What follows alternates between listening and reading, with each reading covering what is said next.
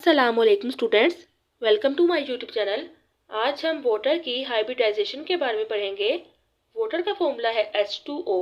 तो इस फॉर्मूले में ऑक्सीजन एटम के 4 ऑर्बिटल्स मिक्स होंगे और 4 हाइब्रिड ऑर्बिटल्स बनेंगे। उनमें से 2 हाइब्रिड ऑर्बिटल्स 2 हाइड्रोजन एटम के साथ बॉन्ड बनाएंगे। ऑक्सीजन का एटॉमिक नंबर 8 है। इसका मतलब है ऑक्सीजन में नंबर ऑफ इलेक्ट्रॉन्स भी 8 होंगे। तो ग्राउंड स्टेट देखते हैं। इलेक्ट्रॉनिक कन्फिग्रेशन 1s में 2 इलेक्ट्रॉन है, 2s में भी 2 इलेक्ट्रॉन है और 2px में भी 2 इलेक्ट्रॉन है। 2py और 2pz में सिंगल इलेक्ट्रॉन है, अनपेयर्ड इलेक्ट्रॉन है।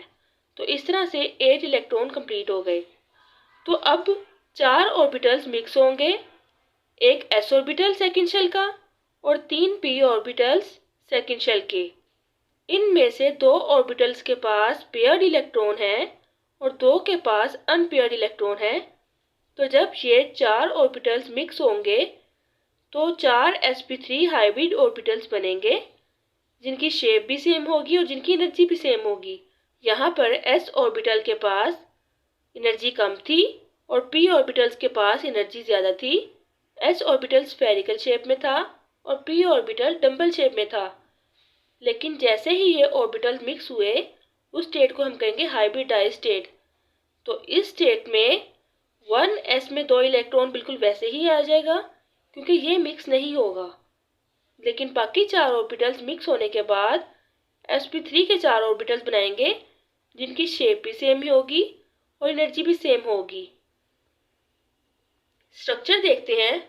अब ये ऑर्बिटल्स मिक्स हो गए तो कैसे शो होते हैं। सेंटर में ऑक्सीजन एटम होगा, एक हाइब्रिड ऑर्बिटल ऊपर की तरफ होगा, 3 हाइब्रिड ऑर्बिटल्स नीचे की तरफ होंगे। 2 हाइब्रिड ऑर्बिटल्स में लोन पेयर ऑफ इलेक्ट्रॉन है, मतलब इन दोनों के पास डबल इलेक्ट्रॉन है, जैसे यहाँ पर है। ये वाला sp3 में 2 इलेक्ट्रॉन ये शो किया गया है, ये वाले sp3 में 2 इलेक्ट्रॉन ये शो किया गया है और ये वाले 2 हाइब्रिड ऑर्बिटल्स ये शो किए गए हैं। अब जैसा कि ये 2 ऑर्बिटल्स फील्ड हैं, इसलिए ये 2 ऑर्बिटल्स किसी के साथ भी बॉन्ड नहीं बनाएंगे, जबकि ये 2 ऑर्बिटल्स पार्शियली फील्ड थे, मतलब हाइड्रोजन एटम के साथ बॉन्ड बनाएंगे। तो ये भी फिर फिल हो जाएंगे। इसमें भी 2 इलेक्ट्रॉन शेयर होंगे, इसमें भी 2 इलेक्ट्रॉन शेयर होंगे। अब जैसे ये सब हाइब्रिड ऑर्बिटल्स sp3 हाइब्रिडाइज थे तो हम इनका नाम sp3 लिखेंगे। और जब हाइड्रोजन एटम हाइब्रिड ऑर्बिटल्स के साथ बॉन्ड बनाएंगे तो हम इनको कहेंगे कि ये sp3s ओवरलैप है। इसका मतलब ये हुआ इस पूरे स्ट्रक्चर में 2 sp3 हाइब्रिड ऑर्बिटल्स हैं और 2 sp3s ओवरलैप है। इस स्ट्रक्चर को हम इस तरह से भी शो कर सकते हैं कि ये ऑक्सीजन एटम है, ये लोन पेयर इसके ऊपर है, ये लोन पेयर साइड पे है और ये 2 हाइड्रोजन एटम यहाँ शो किए गए हैं और इनके दरमियान जो एंगल है वो 104.5 डिग्री है। और ये जो बॉन्ड बन रहे हैं ऑक्सीजन और हाइड्रोजन के दरमियान, ये सिग्मा बॉन्ड है। अब इसकी एक्सप्लेनेशन देखते हैं।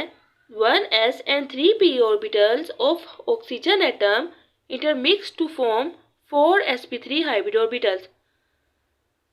ऑक्सीजन एटम के 3 p ऑर्बिटल्स और एक s ऑर्बिटल मिक्स होंगे तो 4 sp3 हाइब्रिड ऑर्बिटल्स बनेंगे, एक ऊपर की तरफ और 3 नीचे की तरफ।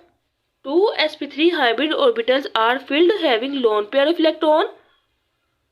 2 sp3 hybrid orbitals filled होंगे और उनके पास lone pair of electron होगा, while 2 sp3 hybrid orbitals are partially filled having single और unpaired electron। जबकि 2 हाइब्रिड ऑर्बिटल्स ऐसे होंगे जिनके पास सिंगल इलेक्ट्रॉन होगा, यानी कि वो पार्शियली फील्ड होंगे, फुली फील्ड नहीं होंगे, उनके पास अनपेयर्ड इलेक्ट्रॉन होगा, ओवरलैप विद हाइड्रोजन एटम। तो जिनके पास अनपेयर्ड इलेक्ट्रॉन होगा, सिंगल इलेक्ट्रॉन होगा, वो 2 हाइड्रोजन एटम के साथ ओवरलैप करेंगे एंड 2 sp3s ओवरलैप फॉर्म्ड। तो फिर 2 sp3s ओवरलैप बनेंगे। जियोमेट्री है बेंट और एंगुलर। बॉन्ड एंगल है HOH के दरमियान 104.5 डिग्री। टेट्राहीड्रल स्ट्रक्चर है तो इसका एंगल 109.5 होना चाहिए, लेकिन असल में इसका एंगल 109.5 नहीं होता क्योंकि इसके पास लोन पेयर हैं।